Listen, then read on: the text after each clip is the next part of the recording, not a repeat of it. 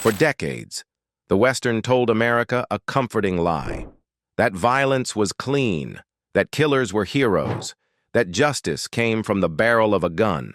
Men rode into town, they did what had to be done, and they rode out as legends. Unforgiven arrives to bury that myth. Released in 1992, at a time when the Western was already considered a dying genre, this film did not revive it. It executed it. This is not a movie about gunslingers at their peak. It is a movie about what happens after the legend fades, about men who cannot escape what they've done, about violence that never feels glorious, and about a country that was built on blood, then pretended it wasn't. This documentary is not about plot. It's about what Unforgiven takes away, because this film doesn't ask if violence is justified. It asks what it costs and who pays it. Fact 16. Unforgiven destroys the heroic Western from its first frame. Most Westerns begin with strength, riders, landscapes, purpose.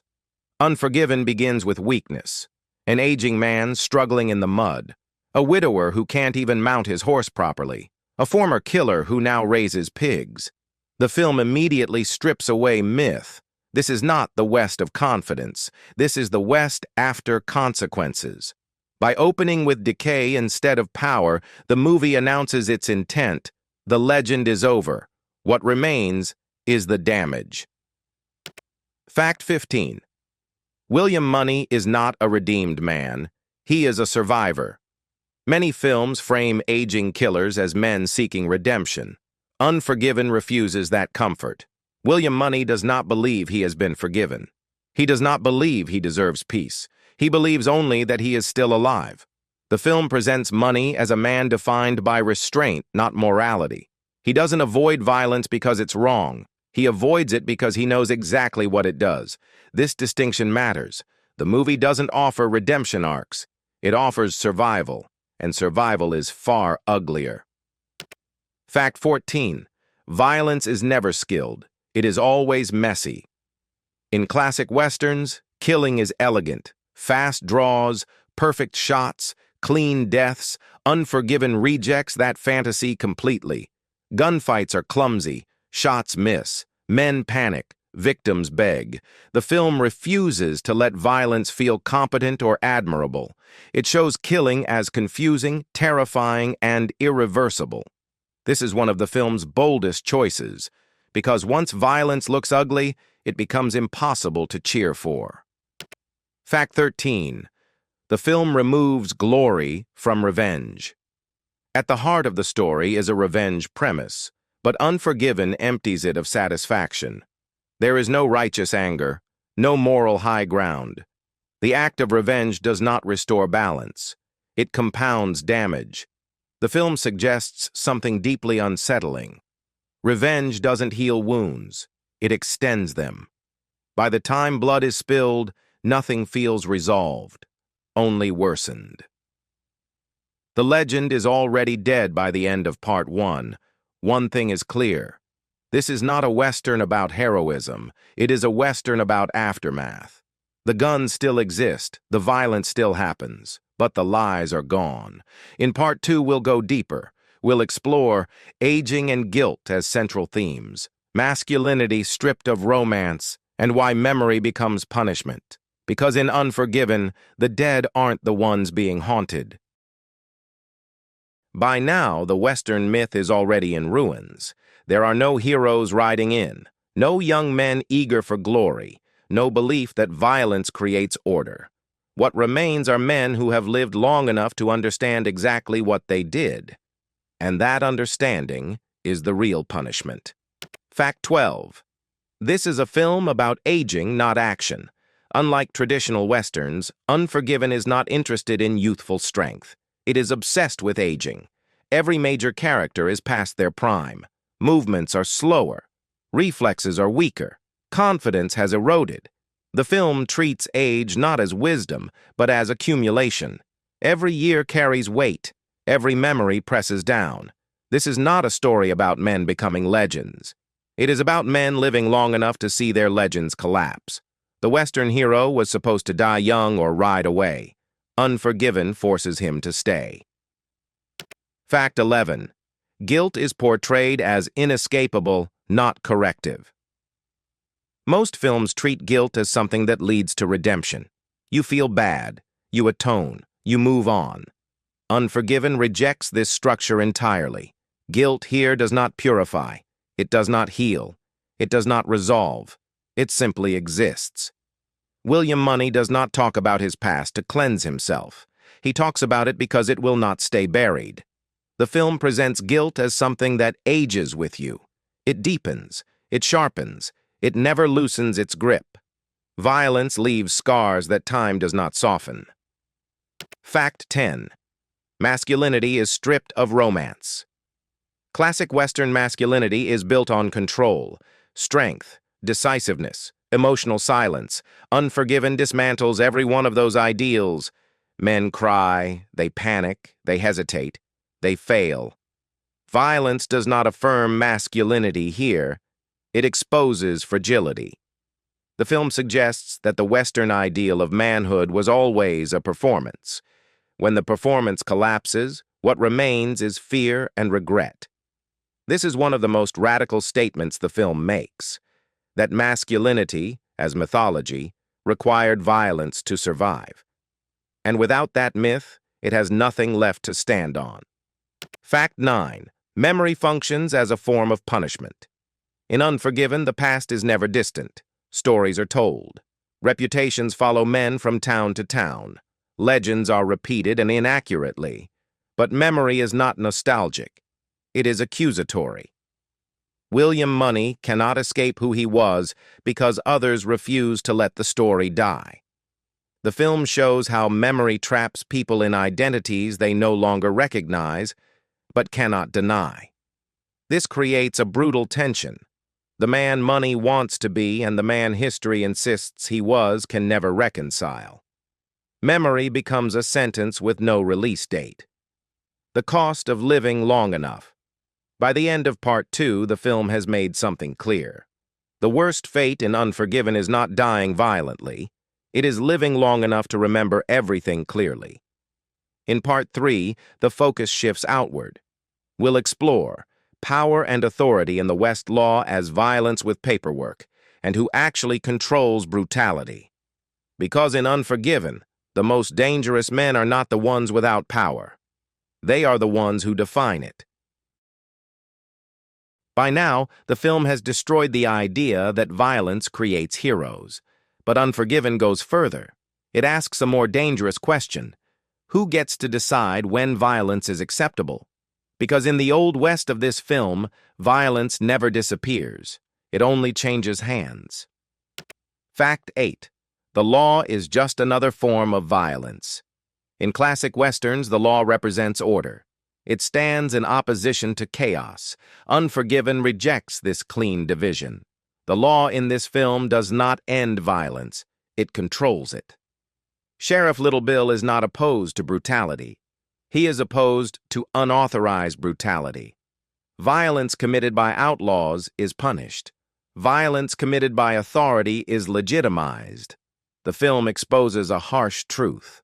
Law does not remove violence from society. It decides who is allowed to use it without consequence.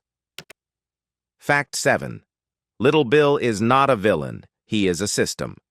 Little Bill is often misunderstood as the antagonist. But Unforgiven presents him as something more disturbing. He is not chaotic. He is organized. He is convinced he is right. Little Bill believes violence is necessary, but only when he controls it. He beats men publicly to send messages. He humiliates gunmen to discourage challenges. He enforces peace through fear. The film suggests that systems of power do not see themselves as cruel. They see themselves as practical. And that practicality makes them dangerous. Fact 6. Order is maintained through humiliation. One of the most unsettling aspects of Little Bill's authority is how he uses humiliation instead of justice. Men are beaten in public, stripped of dignity, made examples of. This is not about fairness. It is about deterrence. The film shows how humiliation becomes a tool of governance. Fear replaces trust. Submission replaces consent. By framing law enforcement as psychological domination, Unforgiven argues that order maintained by fear is still violence, just slower and more acceptable. Fact 5. Violence is only condemned when it threatens power. Throughout the film, violence is not judged by morality. It is judged by impact on authority. When violence challenges power, it is crushed. When violence reinforces power, it is excused. This inversion is central to the film's worldview. The killing of women is dismissed with money. The killing of lawmen demands blood. Unforgiven makes an uncomfortable claim. Justice in the West is not blind, it is aligned. And alignment determines whose suffering matters. Power defines morality. By the end of Part 3, one truth becomes unavoidable. Violence is not an exception in Unforgiven. It is the foundation. The difference between outlaw and lawman is not behavior. It is permission. In Part 4, the film reaches its final reckoning. We'll explore why the ending rejects redemption, how the legend returns, but poisoned, and why Unforgiven closes the Western genre forever. Because in the end, the myth does not disappear quietly. It returns, one last time. By now, Unforgiven has dismantled every illusion the Western depended on. Heroism has collapsed. Masculinity has been exposed. Law has revealed itself as organized violence. There is only one myth left to confront, the legend itself. And this is where the film delivers its final unforgiving truth. Fact 4. The final violence is not redemption, it is relapse. When William Munny finally returns to violence, the moment is often misread as triumph. The music swells, the gun is raised, the legend seems to reawaken. But Unforgiven makes this moment deeply uncomfortable. Munny does not reclaim honor, he abandons restraint. The film presents this act not as redemption, but as relapse. Years of discipline collapse under grief and rage. The killer Munny tried to bury is not healed, he is merely dormant. This matters because the film refuses to frame violence as growth. It frames it as regression. The past does not disappear. It waits, and when it returns whole. Fact 3. The legend returns, but it is poisoned. In classic Westerns, legends inspire order. They create heroes to admire. In Unforgiven, the legend returns as a threat. Munny's reputation does not stabilize the town. It terrifies it. His name carries fear, not hope. The stories people tell about him are exaggerated, distorted, and incomplete. And yet, they still hold power. The film makes a brutal point. Legends do not preserve truth. They preserve violence. And once a legend is reactivated, it consumes everyone around it, including the man who embodies it. Munny survives not because he is righteous, but because others believe he is unstoppable. Fear becomes his weapon. Fact 2. There is no justice, only survival. The ending of Unforgiven offers no moral balance. The dead stay dead. The guilty are not neatly punished. The innocent are not restored. Munny does not bring justice. He brings finality. The film rejects the Western fantasy that violence creates moral clarity. It shows instead that violence ends arguments, not injustice. What remains is survival. Those who live do so not because they deserve it, but because they were spared. This is one of the film's harshest truths. Survival is not virtue. It is circumstance. Fact 1. Unforgiven is a film about the lie. America told itself at its core, Unforgiven is not just about the Old West. It is about myth-making. It exposes how America romanticized its violence, how it turned killers into pioneers, how it framed conquest as destiny. The film argues that the Western was never history. It was propaganda, and Unforgiven exists to dismantle it.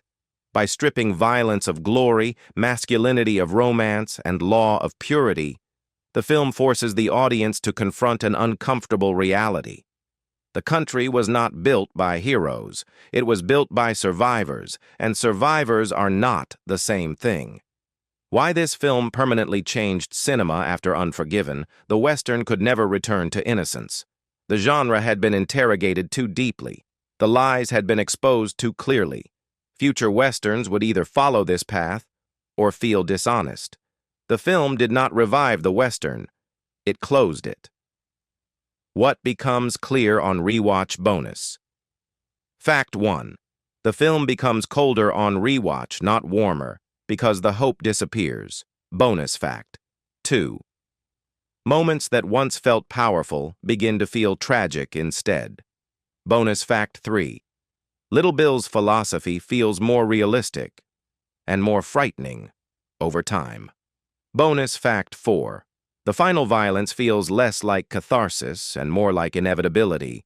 Unforgiven does not ask you to admire William Munny. It asks you to understand him and then recoil. It tells you that violence does not disappear with age. It waits. It tells you that legends do not heal nations. They excuse them. And it tells you that the most dangerous stories are the ones we tell ourselves to make blood feel necessary. If this film left you unsettled, that means it did its job. And if you want cinema that doesn't glorify violence, but interrogates it, then subscribe. This channel isn't about heroes. It's about myths, power, and consequences. Before you go, answer honestly, is violence ever redemptive, or do we just need to believe it is? Leave your answer in the comments.